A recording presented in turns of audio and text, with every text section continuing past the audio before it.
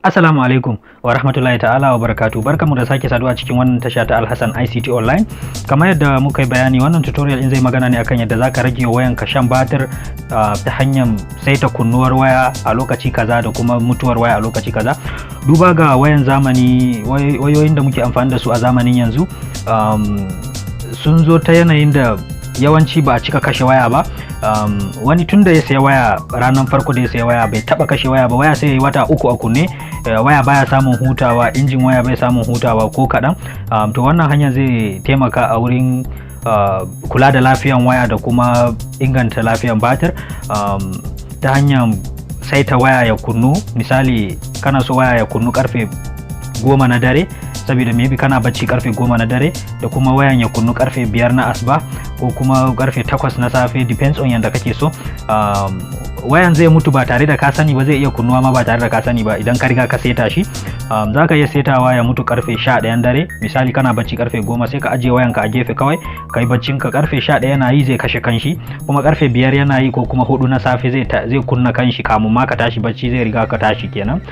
To wannan hanyar yana da amfani sosai, yana rage shan batir musamman masu waya irin su Samsung ko iPhone.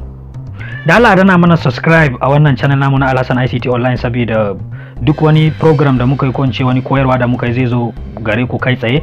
Bayan koyarwa da muke akwai bangaren nishadantarwa duk a cikin wannan tasha ta Alhassan ICT Online. Nagode. To alhamdulillah, kamar yadda kuke gani na rubuta shi ne saboda wasu mutane sun fi fahimtar abu a rubuce a maimakon ana bayani akai. So gashi nan, domin saita kunnawan waya da mutuwar waya, ga nan steps daga farko har steps na 6, ga na farko nan, ga na 2, ga na 3, ga na 4, ga na 5, ga na 6. Mutum zai iya screenshot idan yana bukatan ya je ya yi a wayansa, saboda ya masa sauki.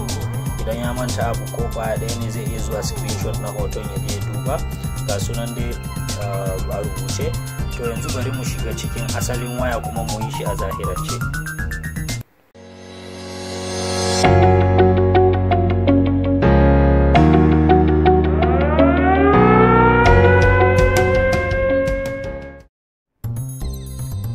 To alhamdulillah, kamar yadda na faɗa dai, farko zaka shiga settings na wayanka ne kamar haka. Zaka shiga settings na wayanka kamar yadda na shiga yanzu nan. Idan ka shiga settings din, dubawa a nan wurin, idan na ce zan duba wannan settings din zai bani wahala, saboda kowane waya ana yi masa settings nasa daban ne yawanci. Abu mai sauki kawai a nan shine ka shiga wurin search din nan, wannan wurin kowane Android yana da shi. Za ka nemi wurin search in nan, sai ka danna, sai ka rubuta power kamar yadda nake rubutawa haka. Wasu wayoyin kuma za ka rubuta schedule ne kamar haka. Mutum zai rubuta schedule. It depends on wani irin waya kake aiki. Idan ka gwada rubuta power yake kawo ma, sai ka rubuta schedule. Amma dai nawa, don wani lokacin wurin settings din ana rubuta schedule power on and off ne. To a nawa kuma power on and off ne kawai. Kunga kamar yadda ga recent search nawa, nan wurin abunda na yi searching ɗazu kenan kamun nan na zo na yi wannan bidiyon. Gashi nan power on and off. Yanzu bari rubuta power. Kunga kamar haka, idan ka rubuta power zai kawo duk abunda suke da power a cikin settings naka. Yanzu kunga ga nawa nan automatic auto power on and off, wannan wurin idan ka taba shi kaman haka, wannan wurin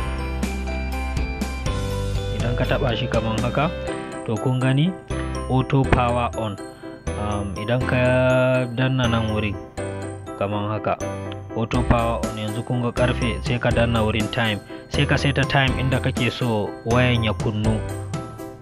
To idan ka gama, misali don yanzu waya na kenan kamar yadda kuka gani anan, zai ringa kunnuwa karfe 7, zai ringa mutuwa karfe 11 dare. Ga power off din anan, idan ka danna shi kamar haka, to shi ma sai ka seta. Yanzu misali baka so da daddare ne wayan ya ringa zama a kunne. Misali yawanci kana gama sungullan ka karfe 12 dare ko kuma 11 kake gama, to wata bacci zai dauke ka, baka son, ba za ka samu daman kashe wayan da kanka ba. So wannan abun zai taimaka maka ka kashe wayan ya mutu da kanshi, ya kashe kanshi kuma ya kunna kanshi a lokacin da kake so. Yanzu kun gani na sa karfe 11 dare zai mutu, don yawanci ina gama sungulla na 10:30 ne hakan nan. To karfe 11 dare zai mutu kuma karfe 7 na safe zai kunnu, amma ba 7 nake sa shi ya kunnu ba. Na sa 7 din ne kawai don nunawa. To wannan shine dai hanya mai sauki kuma zai rage maka shan batirin waya, kuma gashi zai maka amfani saboda koyaushe yawanci wayoyinmu na yanzu suna aiki ne kullum. Wani baya bari wayan shi ya mutu ma zai je sa caji, amma wannan zai ba wayan ka daman hutawa ya dan samu salama shi ma. Kamun safiya kenan sai ka ci gaba da aiki ba tare da ma ka san ya mutu ko ya kunnu ba, don kamun ka yi bacci yana kunne ka ajiye zai mutu bayan ka yi bacci. Kamun ka tashi bacci za ka iya saita shi ya kunnu. Mostly kuma idan mutum yana amfani da alam, misali kana da alam na sallan asbah ko kuma wani abu haka, ko kuma alam ne na tafiya church naka da safe, to ko baka saita kunnuwan waya ba, alam yana iya kunna maka wayan, duka normal ne. Da fatan dai wannan koyarwan ya dan taimaka, kuma da Allah ina so in sabo ne kai anan ko ke anan, da Allah ku danna mana subscribe saboda ya ba mu karfin gwiwan sake muku sabbin videos irin wannan, kuma duk bidiyon da muka yi zai zo wurin ku kai tsaye ba tare da kun sha wahalar neman sa ba. Nagode sosai. Stay in peace.